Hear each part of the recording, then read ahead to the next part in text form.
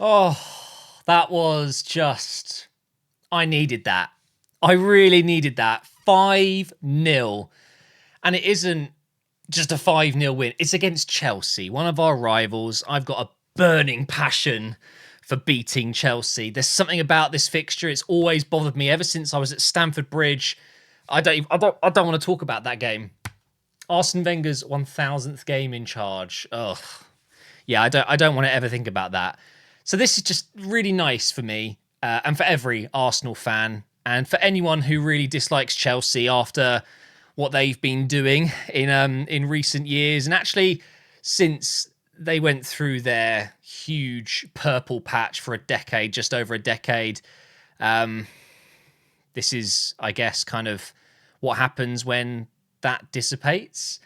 Anyway, look, I could go on easily for the full 10, 15 minutes about how much I don't like Chelsea, but we're here to talk about Arsenal and what a performance. Honestly, it was a 9 out of 10 from everyone. I can't think of a single player that played badly or even played an average game. Everyone was superb today. But it isn't a 10 out of 10 because you can't have a 10 out of 10, okay? The first half was not perfect. Chelsea could have and probably should have scored a couple of goals. But then in the second half, it was utter domination. You can see, momentum. It's a nice way to look at a game. If you had seen this and you didn't know the score and you didn't see the goals here, I think you would have said, okay, it's relatively even. Red team definitely have the ball a little bit more and had more attacking threat. But I don't know, maybe a 2-1 win, not a 5-0 win. I think, and I'm being very fair to Chelsea here because towards the end of the game, we piled on the expected goals. But by the 80th minute, I think we had 2.5 or something. So we have definitely far exceeded the expected goals. And that doesn't happen all the time. You often underperform or very slightly overperform. And at the end of the season, it averages out. And today is just one of those days where, the ball's just gone into the back of the net. Look at Ben White's second goal. That should have never, ever gone in. And his face, I've actually got a picture of that. Look at this. I think that says it all, really. He's just laughing like, how's that gone in? And this was really sad as well, by the way. I don't want your shirt. I want you to want to fight for ours. This is, it's quite sad. It really is. I'm sorry, little man. This is hilarious. Patrick, mate, you kill me. Sheffield United, West Ham, Burnley, Chelsea. Arsenal love scoring 5+ against the small clubs. Oh my God, that is brilliant. And this is hilarious as well. The Chelsea admin really did not want to type his name. Kai Havertz with a double today. I can't believe we had two players on hat-tricks, and one of them was our right-back, Ben White, who, by the way, right now, he is the best right-back in the league. He's the best left-back in the league as well. He's the best full-back in the league, all right? An incredible player that's just really, really doing well at the moment. He always puts in a good shift, and today, the two goals, he definitely deserved the first one. The second one was just such a strange one. He's tried to, I think, just hook it into the box, and it's kind of come off his ankle a little bit strangely, and it's gone in the top corner. Very strange, and even he was surprised by it. But we've got to talk about the 60 million flop. Everyone was saying, why? Including me. I could not believe it when we signed Havertz for 65 million euros or whatever it was. I just didn't see it. And I'm going to back myself here because I think I'm still correct. Because we signed him to play as a left centre midfielder. Reportedly, that's what Arteta wanted to do with Havertz. Have him in midfield as the number 8 to replace Granit Xhaka.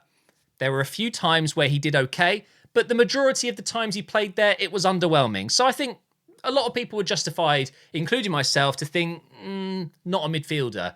But if you had told me we'd whack him up front, I would have probably been even more confused, thinking the guy played up front at Chelsea and just didn't do enough. He scored a couple of big goals, including a Champions League winner in that number 9 role, but I never expected this. He has been incredible since the start of the year. I don't know why he was dropped. into midfield again in the last few weeks before the Wolves game. In this one, actually no, he was there for Wolves, wasn't he? It was a little bit of a strange one, but Havertz up front improves this team so much. He offers everything, and it actually changes, I think, our plans for the summer. I really believe that. I'm glad Saka got an assist today. He needs to get a goal, though. We need Saka to get back on the scoring sheet. Just not having a great time at the moment, but was still impactful today. Because no one had a bad game. I have to say that. I have to stress that.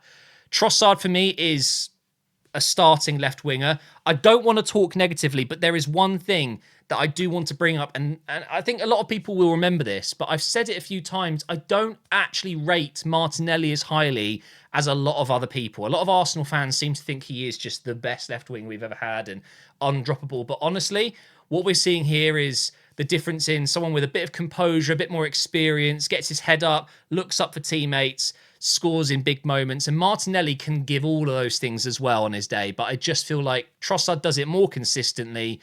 I trust him a lot more than I trust Martinelli to help us win a game.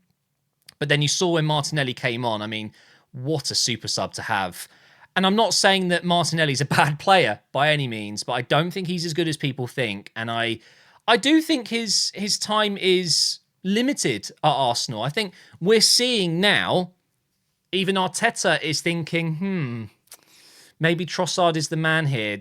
I don't know what's going to happen in the future, of course. And Martinelli has been brilliant for us. So I don't want people thinking I don't like him. I don't think he's up there. A lot of Arsenal fans seem to think he's one of our best players, and I just don't see it personally. But well done to Trossard. Another huge goal. Because without that first goal in the first few minutes, maybe Chelsea would have put one of their chances away, and it's a very different game.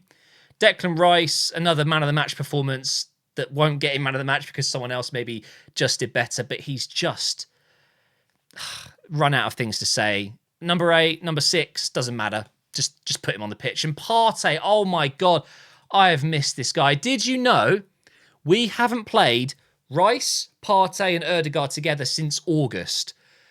That is not fair on Arsenal fans. The fact that Partey is most likely going to be leaving in the summer, it's kind of a shame. I can get behind it. I understand it, but we just haven't seen enough of him this season with Ødegaard, with Rice, and that I can't actually think of a more balanced midfield three in our squad right now. Jorginho's been brilliant, okay, don't get me wrong, but Partey just offers something completely different. He is so good. And watch the highlights or watch the whole game again and just watch Ødegaard, who, let's face it, he's probably the most intelligent and technically gifted player on the pitch, right? Every time we get possession, he's pointing to Partey. Give it to Partey. Give it to Thomas, and we build. Pass it back first, give it to Thomas. He's always pointing him, and everyone seems to realise that if you give the ball to Thomas Partey, things happen. And it does mean Rice gets forward, and it's insane to me that Rice is such a good defensive player, but he's also such a threat going forward. Brilliant for the first goal. But Ødegaard, I mean, how... I don't even know where to begin, guys. It's criminal that we signed him for less than 60, 70, 80 million. Honestly, he gets into the Madrid side, if you ask me. I know some people might think that that's not right, but he does. He does. Come on, they make way for him somehow. He is, without doubt, one of the most exciting, one of the most interesting players to watch right now. He always does something good. And there are games where he's more quiet. There are games where he can't influence them so much, especially if he's being double marked or whatever. But when he has all of this space, because Chelsea just don't seem to care, the amount of times that the play just opens up and Ødegaard just puts in these perfect little passes. Oh my God. It's very simple, guys. I just like watching him. I just want to watch Ødegaard play football every day. It's beautiful. He is my favourite player. I go through phases. You know, I always have a favourite player. And for a long time this season, it has been Declan Rice. I just love watching Declan Rice as well. He is... If I was a football player professionally, I would want to be a Declan Rice. I love that midfield general role. Even if he's playing at number 8, I'd still be a Declan Rice. I love that. And that's what I played when I was younger, that midfielder, right? But Ødegaard right now, there's no one in the Premier League that excites me more, other than maybe a Kevin De Bruyne, Mahrez back when he was playing. You know, there are a few names, but and I haven't even talked about our defence, and I'm 10 minutes in. Quite simply, brilliant. Ben White, 2 goals. Saliba, Gabriel, Tomiyasu was brilliant as well. Very fortunate not to have his legs snapped by Jackson, who didn't even get a yellow for that, by the way. Shocking. And Raya didn't have to do anything, but when he was called upon, very, very good. Quickly on Chelsea, because I have to be very careful here, because there were points during that game when I was celebrating, we scored. Some of the things coming out of my mouth were, let's just say, a little bit too far to go into my PG YouTube channel. I don't understand how they've spent £1 billion. I cannot look at that team, which, by the way, I think they've got the youngest squad in the league this year. That was us last year. We've clearly added some older players, somewhat older players, but in general, they've got a very young squad. Where is that £1 billion? I'm sorry, wait, I can't see it. £1 billion? Eh? What? How? It doesn't compute. I don't understand. I know they've got injuries. I know they've got some players out. You know, it's relatively extensive with Chilwell and Kunku and Palmer. Of course, he's arguably player of the season in this team. Like, he has carried Chelsea. They'd be in the bottom 10 without him. But then I look at Yuga Chukwu, and Colwell's good. Gusto's pretty good. Reece James, obviously, when he plays, is very good. Lavia, oh my God, they've spent £1 billion on this team, and they just, oh my God, it was embarrassing. It's absolutely embarrassing that they can rock up to the Emirates with Enzo, Caicedo, these guys, £250 million spent on these 2 players, and quite literally outshone in every aspect. They got schooled today. And yes, of course, our midfield is very expensive as well. Rice, 100. Partey, 40. Ødegaard, 35. It's a lot of money. Let's call it 200 million. Okay. But you'd at least expect it to be competitive. But Enzo and Caicedo looked like just kids. Oh my God. And I'm sorry, but it's just hilarious. It's just hilarious that this huge club, Chelsea Football Club, that have been one of the most successful teams in the last 20 years, can spend £1 billion on their team and somehow have that. You've just got to give it to them. It is rather incredible. Give me £1 billion and I will take over a Sheffield United. I will take over a Bournemouth, and I will create a better team. Okay, maybe that's a bit far. Okay, I'm not a professional manager. Okay, whatever. But I just look at that team and I think, blimey, they really have just... They've spent £1 billion on nothing. It doesn't compute. It really doesn't compute at all.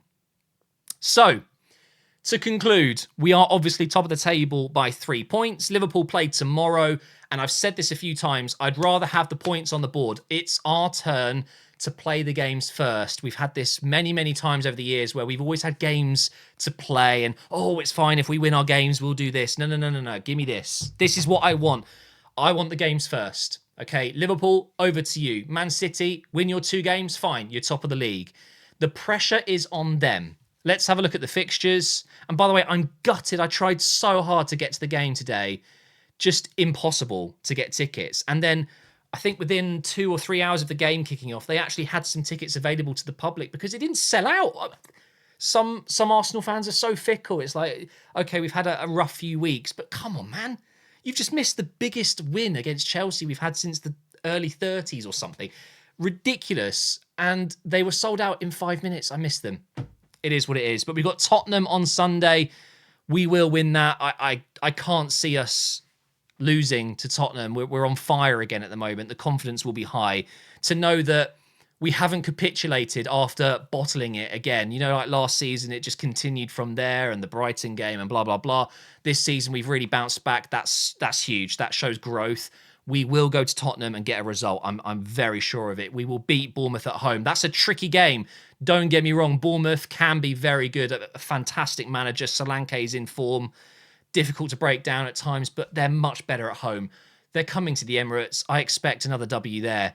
The tricky one, honestly, for me, it's going to be Old Trafford. And watching the Coventry game and watching Man United in general over the last few weeks, they're more open than Chelsea. They literally invite 50 shots. It should be, on paper, relatively simple. Okay, we should go to Old Trafford. If we just play our game, we should beat them quite comfortably. But I just have a sneaky suspicion, and I really hope I'm wrong. And then, of course, Everton at home, that should be a comfortable game as well. Everton by then, I think, will probably be safe, and they'll come up to the Emirates. It's like a bit of a whatever. It doesn't matter if we lose now, and hopefully that's the case, because Everton going down would be mind blowing. But honestly, after that 5-0 win and after the 2-0 win against Wolves, I just don't know if any of these teams are going to be able to beat us. It is going to come down to City and Liverpool, and of course we need to win our games. I understand that, and I'm trying my best to not be cocky here, but I'm sitting here 16 minutes into a review after beating Chelsea 5-0. I'm so sorry if I'm feeling a bit confident right now. One game at a time. No injuries, please. No silly movements in the team, please, Arteta. We just go with this lineup tonight. This lineup until the end of the season, if possible. I don't want to see Jesus on the left wing. I don't want to see Havertz in midfield. I don't want to see Zinchenko at left back. I want Tomiyasu at left back. I want Havertz through the middle. I want Partey in the number 6 role with Ødegaard and Declan Rice. I want Ben White, Saliba, Gabriel. Trossard starts on the left. Saka starts on the right. Give me that. And I'm fairly convinced that will give us the biggest chance to win the first title since 2004. Thank you, Chelsea, for that. We needed that. Good luck to them, because, my God, that's going to be a painful one. And, guys, I will see you on Sunday for the review of the Tottenham game.